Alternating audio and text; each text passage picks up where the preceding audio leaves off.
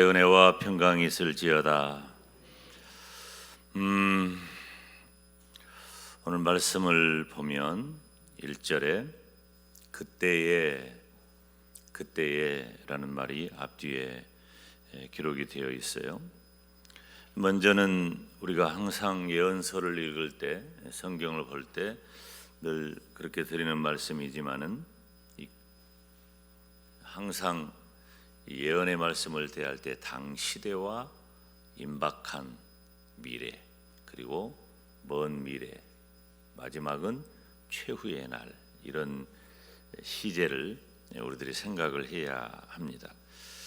마찬가지로 오늘 본문에 등장하는 그때라고 하는 것도 임박한 장래, 일반적으로 안티오쿠스 4세 에피파네스가 가지고 있는 이 유대인에 대한 엄청난 핍박을 지금 환상 중에 보는 거죠.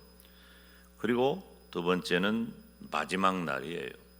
인류 종말의 시점이죠.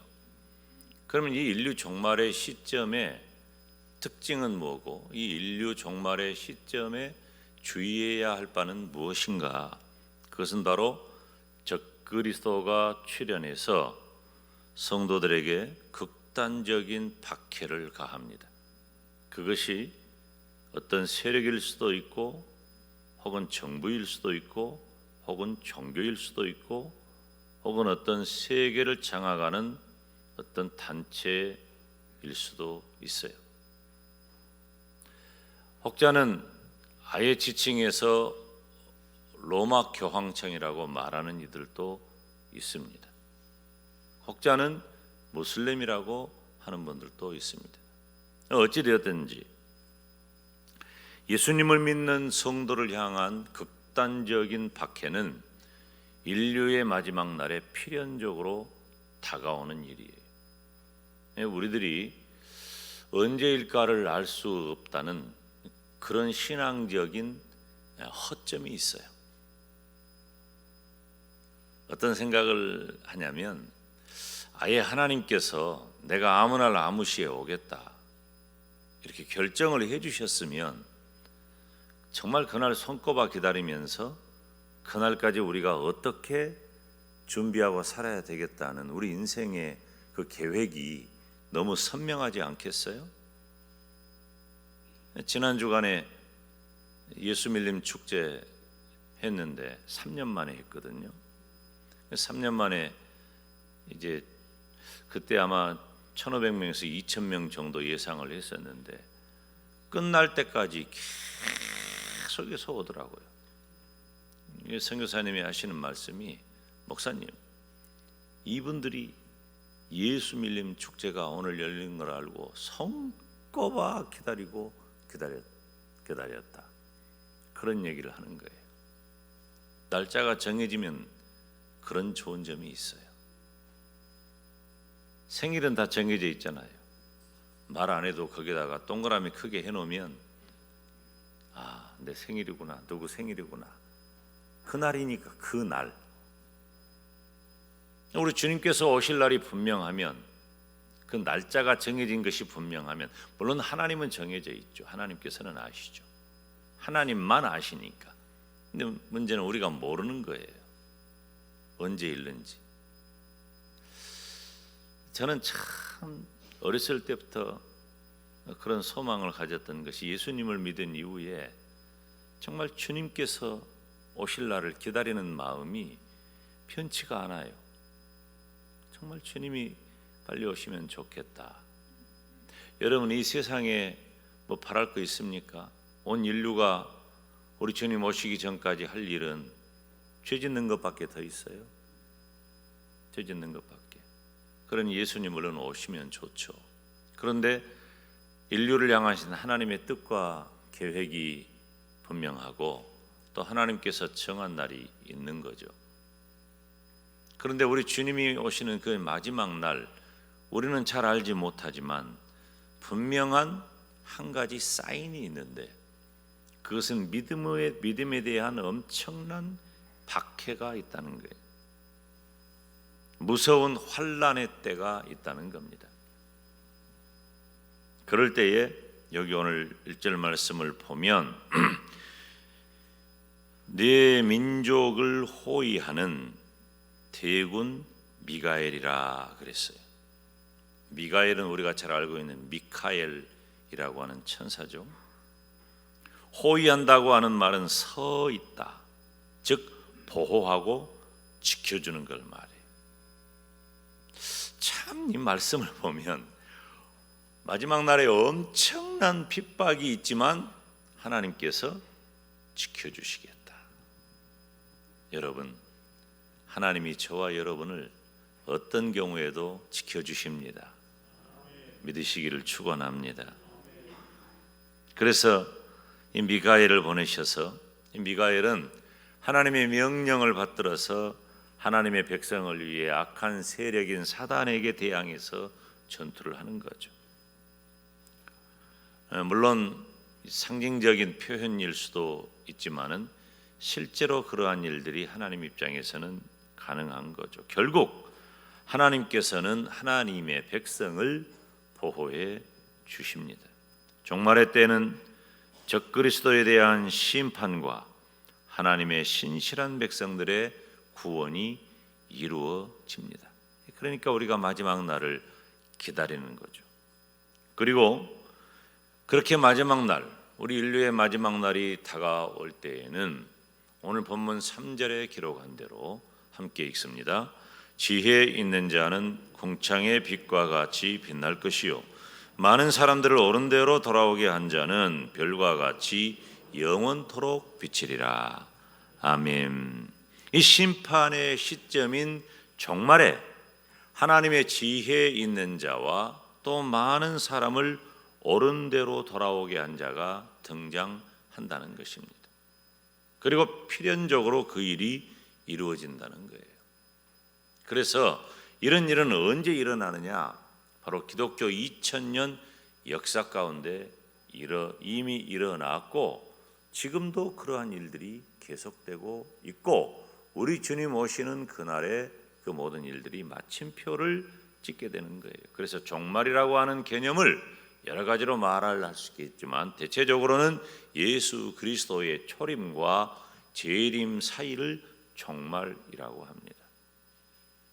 우리들은 생각할 때 먼 종말이 몇 천 년이다냐, 우리는 마지막 딱 끝나는 날 그렇게만 생각을 하는데, 종말의 때 그러면 예수님의 초림과 우리 주님의 재림 사이를 종말의 때라고 하고, 그리고 마지막 날이라고 하는 것은 우리 주님께서 재림하시는 그날을 지칭하는 것이죠. 그래서 기독교 2000년 역사는 무엇의 역사일까요? 바로 여기 오늘 본문 12장 3절에 기록하고 있는 대로 지혜 있는 자, 그리고 많은 사람을 옳은 대로 돌아오게 한 자가 등장한다는 겁니다. 성도를 향한 말씀이죠. 첫째, 지혜 있는 자가 되어야 합니다. 지혜 있는 자는 궁창의 빛과 같이 빛날 것이요 그랬죠. 여러분, 지혜는 무엇일까요? 지혜롭다는 게 도대체 뭐예요? 지혜는 머리가 좋거나 영리하거나 사리 판단을 잘한다거나 그런 것도 우리들 일반적으로 말하는 지혜 범위 안에 들겠지만, 제가 가끔 구약 성경 특별히 시가서를 설교하면서 지혜에 대해 언급할 때면 지혜와 믿음이라는 단어를 함께 사용하는 것을 여러분들이 종종 들었을 겁니다. 지혜는 하나님을 아는 지식이에요. 하나님을 아는 지식이라고 하는 것은 믿음을 말하는 거죠. 그러니까 지혜는 믿음을 말하는 거예요. 지혜는 믿음 때문에 당하는 온갖 핍박에도 여전히 하나님에 대해서 신실한 자세를 잃어버리지 않는 거예요. 즉 하나님을 향한 절대 신앙을 가지고 있는 것을 가리켜 지혜롭다고 말하는 겁니다. 세상적인 지혜가 아니라 하나님에 대한 온전한 지식을 가지고 어떤 경우에도 악한 세력과 타협하지 않는 것이 지혜입니다. 성경에 기록한 지혜에 대한 일반적인 이해는 경건한 자를 말해요. 따라서 합시다. 경건한 사람. 경건한 사람이 하나님을 섬기면서 하나님의 계명을 지키는 성도를 가리켜서 지혜롭다고 말하고 경건하다고 말하는 겁니다. 믿음이죠. 임박한 장래에는 안티오쿠스 4세 비파네스의 유대인에 대한 핍박이 다가오기 때문에 그 가운데서도 끝까지 여호와의 신앙을 지키는 사람을 말하는 것이고, 종말의 때에 대환란의 시기에는 교회를 향한 적그리스도의 공격이 멈추지 않을 것이다. 그런데 그때에 마지막까지 신앙을 지키는 성도, 즉 예수 그리스도 안에서 참다운 믿음을 가진 하나님의 백성에게는 영원한 생명과 영광을 상급으로 받게 된다는 사실입니다. 그래서 반드시 악인들과는 대조되는 영광스러움을 지혜 있는 자, 즉 믿음 있는 자, 경건한 자는 갖게 된다는 거예요. 여러분, 우리들이 가끔 손해본다는 생각을 할 때가 참 많아요. 세상적으로도 법과 질서를 잘 지키는 사람이 법을 교묘하게 이용하고 피해 다니면서 온갖 부를 축적하고 자신의 권세를 누리고 세상적인 가치 기준으로 보면 상당한 그런 수준으로 살아가는 모습을 보면 상대적 박탈감을 느끼고 손해본다는 생각을 많이 해요. 착하게 살아서 뭐하냐, 성실하게 살아서 뭐하냐, 세금 잘 내서 뭐하냐, 이런 생각들 일반 시민들은 하는 경우가 가끔 있어요. 믿음의 세계에서도 마찬가지예요. 여러분, 우리들이 믿음을 따라 성실하고 신실하게 신앙생활을 하는 성도들이 주일 잘 지키고 하나님께서 명한 소득의 11조와 또 주의 종을 통해서 선포되어지는 주님의 몸된 교회에 대한 변함없는 충성과 봉사와 헌신의 삶이 우리들에게 있음에도 불구하고 성실한 우리보다는 그렇지 않은 분들의 모습을 보면서 마음 상하고 상대적인 박탈감을 느낄 때도 있습니다. 그렇지만 마지막까지 신앙을 지키는 성도에게는 반드시 악인들과는 대조되는 영광스러움을 소유할 날이 있다는 겁니다. 여러분, 우리는 하나님은요, 우리들이 쉽게 늘 하는 말이지만은 하나님은 공짜가 없고요, 하나님은 손해보게 하지 않으십니다. 우리가 신앙하는 하나님은 눈이 멀거나 귀가 먼 분이 아니에요. 손이 짧아서 우리를 못 잡는 분이 아니란 말이에요. 하나님이 어떤 분인가를 우리들이 분명하고 확실하게 한다면, 저는 가끔 필요를 구할 때는 있지만 저에게 없는 것 때문에 원망하고 불평해 본 적은 없어요. 저는 그렇게 공부를 잘하는 사람도 아니고 건강한 사람도 아니고 그렇게 탁월한 무엇을 가지고 있는 사람도 아니에요. 근데 제 주변에 보면은 정말 다양한 재주, 재능, 저는 별 취미 생활도 없고 할 줄 아는 것도 별로 없어요. 탁월한 리더십 가진 분들도 주변에 많고, 그리고 설교도 여러분이 들어봐서 알지만은 제 설교는 평범하잖아요. 제가 무슨 세계를 움직일 만한 소문날 그런 설교자는 아니에요. 저 정도 설교하는 사람은 우리 영광에 한 90명쯤 됩니다. 평범해요. 그래도 그것 때문에 제가 그러한 것들을 하나님 앞에, 하나님 저에게 지혜도 주시고 건강도 주시고 물질도 주시고 말씀 전할 능력도 주세요라고 기도는 하지만 제가 가지고 있는 그것 때문에 원망하고 불평하고 제가 박탈감을 느낀다거나 혹은 위축된 적은 없어요. 하나님이 주신 것을 바라고 소망하고 지금 내게 준 것을 감사하는 것이죠. 분명한 건 뭐냐? 하나님은 나답게 나를 복 주신다는 거예요. 나를 세밀하게 아셔요. 마지막까지 신앙을 지키는 성도에게는 악인들과는 대조되는 영광스러움을 반드시 주신다는 거예요. 사랑하는 여러분, 참된 종교는 지혜로워야 합니다. 무지한 것은 죄예요. 믿음에 대해서 여기서 무지하다는 것은 지식이 부족하다는 말이 아니에요. 하나님 앞에 경건하게 살지 못하는 것이 지혜롭지 못한 거예요. 지혜와 경건은 같은 의미니까. 성도된 저와 여러분은 예수 그리스도를 믿음으로 구원받은 사람입니다. 그러므로 성도는 하나님을 섬기며 하나님의 말씀을 따라 살아야 합니다. 정말 중요한 말씀이에요. 우리에게 믿음이 있다는 거죠. 믿음은 반드시 삶으로 드러나야 하고, 삶으로 드러나지 않는 믿음은 거짓이고 가짜라는 거죠. 이건 제가 우리 교회에 부임한 첫날 설교에도 등장한 그 문구이고, 제가 수도 없이 설교 때 이야기한 내용이에요. 믿음은 반드시 삶으로 드러나야 한다. 삶으로 드러나지 않는 믿음은 가짜다, 거짓말하는 것이다, 속이는 것이다. 야고보서 2장에 보면 내 형제들아, 만일 사람이 믿음이 있노라 하고 행함이 없으면 무슨 이익이 있으리요? 그 믿음이 능히 자기를 구원하겠느냐? 야고보는 더 적극적으로 행함을 강조합니다. 야고보서 2장 22절에 믿음이 행함과 함께 일하고 믿음이 온전케 된다고 했어요.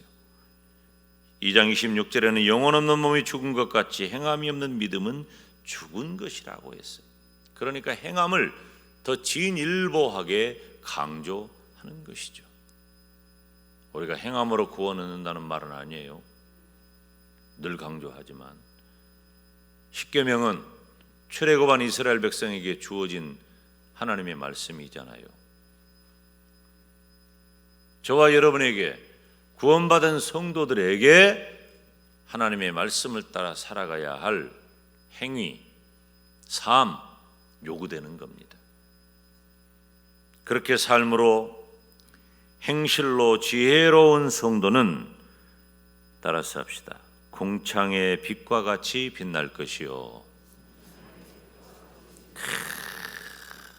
얼마나 이 시적인 표현입니까? 이 밝고 아름다운 별들이 빛나는 이 밤하늘의 이미지를 그리는 거예요. 근데 우리 별로 별 볼 일이 없죠. 지금 우리는 이 엄청난 빛을 가지고 살아가는 사람들이기 때문에 빛이 많은 곳에서 사니까 하늘의 별이 안 보이는 거예요.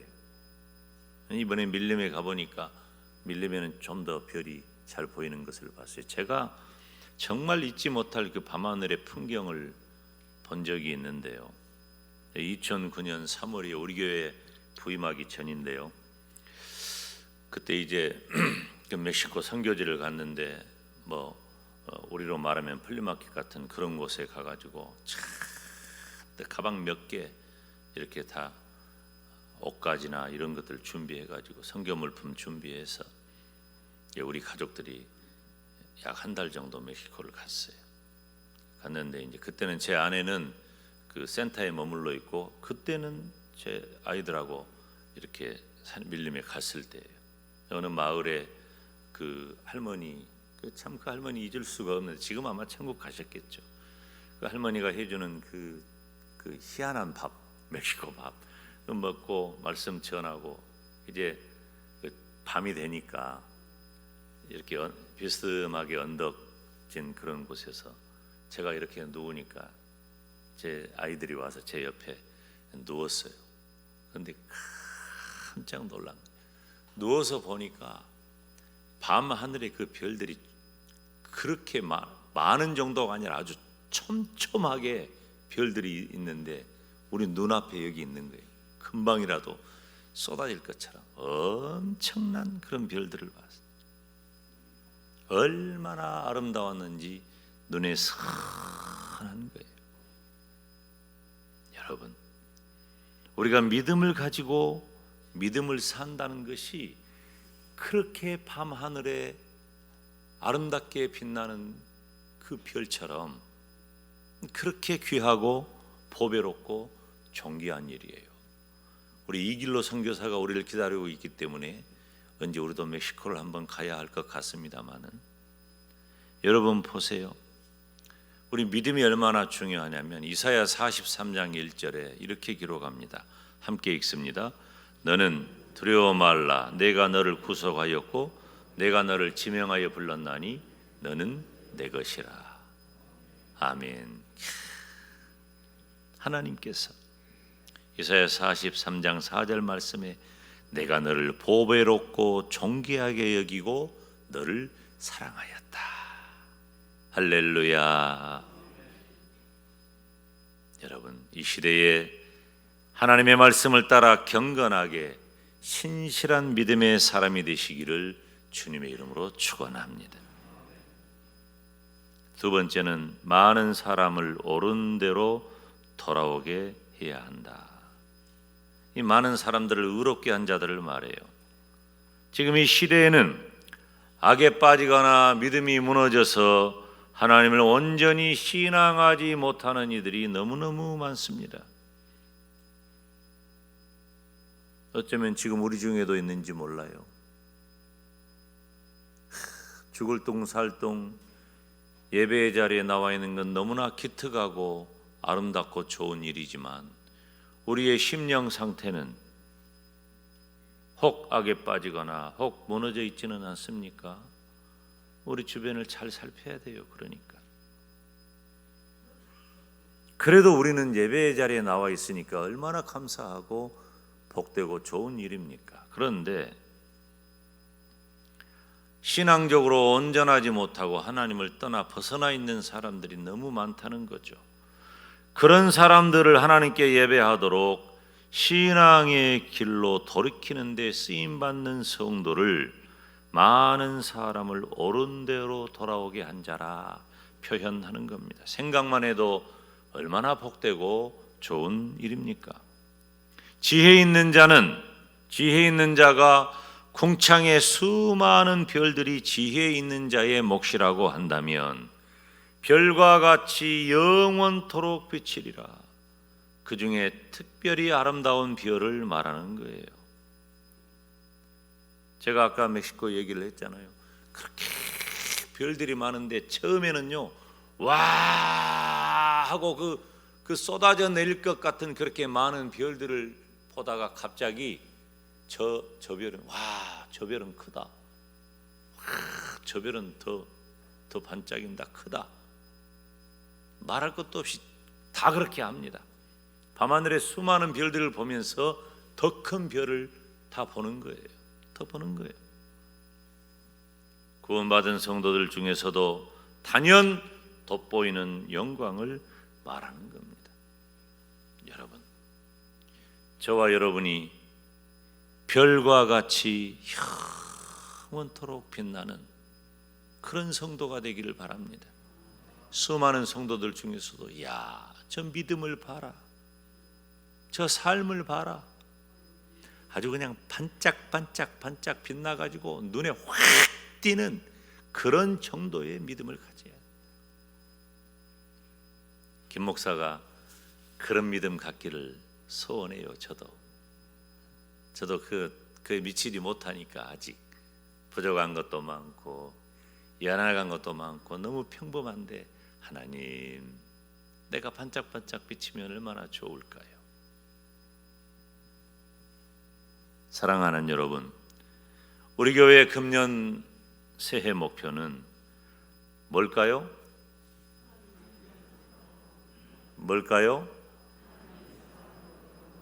하나님의 사랑으로 영광을 품는 겁니다. 이건 막연한 표어가 아니에요. 그냥 1년 동안 이것 보고 지나가자는 게 아닙니다.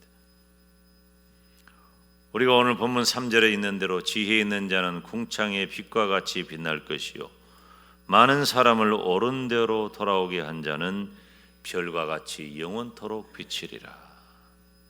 먼저 성도된 내가 지혜로운 사람, 즉 경건한 사람, 하나님의 말씀을 잘 알고 지키는 사람으로 살아가는 것이 중요합니다. 그리고 많은 사람을 예배의 자리에 돌아오도록 우리는 힘을 써야 합니다. 이것을 다른 말로 표현하면 사명이라고 합니다. 우리 교회는 3월 19일 주일까지 샬롬 전도가 이어질 것입니다. 우리들이 이제 교역자들이 잘 준비하고 오늘 저녁에도 우리가 재직 세미나 5시에 재직 세미나 합니다. 오늘 알았어요. 장로님들은 찬양대석에 앉으시고 오늘 오후 5시에 장로님들은 찬양대석에 앉으시고 여러분들 각 교구 구역마다 편말을 다 해놓을 거예요. 그래서 구역장, 회장, 권찰 다 자리에 앉으시고 재직들 자리에 앉으시고 여러분들 자리가 다 있어요. 항전 직원들 변함없이 다 오셔야 되고 오늘 오지 않으면 안 돼요. 왜냐하면은 교회가 한 마음을 가지고 무엇을 해야 한다고 할 때 특별히 이번에는 우리가 3월 19일이라고 하는 한정된 시간 안에 전도를 해야 하는 그런 목표를 가지고 있어요. 지금 여러분들의 마음이 움직이지 않아도 괜찮아요. 그냥 따라오세요. 한번 손을 담가 보세요. 발을 담가 보세요. 그렇게 해서 한번 우리들이 좀 내 마음을 열고 조금씩이라도 도대체 우리 교회가 어떻게 해야 할까 진지한 고민과 기도도 한번 해봐야 한다는 것입니다. 장로님, 안수 집사님, 권사님, 서리 집사님, 교사님들 이분들을 통해서 각 구역과 기관에서 그리고 아직까지 복음을 받아들이지 못한 전도 대상자들에게 실제로 전도하기 위해 힘을 써야 합니다. 우리 교회와 모든 성도들에게 주신 하나님의 뜻은 많은 사람을 옳은 대로 돌아오게 하는 거예요. 우리 주님이라면 하셨을 그 일을 우리는 너무나 많은 핑계와 게으름으로 하지 못해요. 혹 제가 맨 처음 말씀드린 대로 지혜 있는 자로 살지 못하면 전도할 수가 없습니다. 그래서 첫 번째 언급한 것이 지혜 있는 자, 즉 경건한 자, 하나님의 말씀을 듣고 지켜 행하는 사람으로 내가 먼저 살아가야 많은 사람을 옳은 대로 돌아오게 할 수 있다는 것입니다. 우리는 주님께서 이 땅의 교회와 성도에게 맡기신 일을 너무나 하지 않고 있습니다. 우리뿐만 아니라 한국교회, 세계교회가 다 마찬가지예요. 저희 참모님께서 잘 부르시는 그런 찬양이 있어요. 이번에 제가 청교지 가서 넷째 날인가 아침부터 계속 그 찬양이 나와서 그 찬양을 많이 불렀어요. 목자의 심정이라는 그런 찬양인데 여러분들 다 잘 아시죠? 뭐 옛날 노래라면 옛날 노래. 목마른 사슴이 시냇물 찾듯 나의 주님이 죄인을 찾으셨도다. 양을 위해 생명 바친 목자의 수고 그 사랑을 잠시라도 잊지 말지라. 우리 주님의 심정, 목자의 심정은 양을 위해 생명을 바치는 거예요. 이 카렌족이 이 빨간색이 피를 상징한다 그랬죠. 자기의 생명을 바쳐서 가족을 지키고 민족을 지키고 나라를 지키는 우리 주님께서 생명을 바쳐서 저와 여러분을 구원하시는 그 은혜를 잊어버리면 안 돼. 로마서 10장 13절에 보면 누구든지 주의 이름을 부르는 자는 구원을 얻는다고 했습니다. 하나님께서는 저와 여러분에게 오래 참으셨고 오래 기다리셨습니다. 이제는 우리가 그 무엇도 핑계하지 말고 나는 믿음대로 살면서 내가 가진 믿음을 전해야 합니다. 내가 무엇을 믿는지, 그리고 내 믿음이 나를 어떻게 변화하게 했는지를 말할 수 있어야 돼요. 내가 지혜롭게 경건하게 하나님의 말씀을 따라 살았으면 내가 그렇게 살 때에 하나님이 나에게 어떻게 은혜를 주셨고 그런 나의 삶이 얼마나 복되다고 말할 수 있어야 합니다. 우리가 언제 다른 사람의 영혼을 사랑하고 그 영혼의 구원을 위해 간절히 기도해 보았습니까? 간절한 마음이 있었습니까? 우리는 그저 익숙한 신앙생활도 감사하기는 합니다. 그게 평범히 주는 효과죠. 그렇지만 우리 주님께서 생명 바쳐 원하시는 그 영혼 구원에 우리는 헌신해야 합니다. 그래서 별과 같이 빛나는 복된 성도가 되시길 주님의 이름으로 축원합니다. 기도하겠습니다.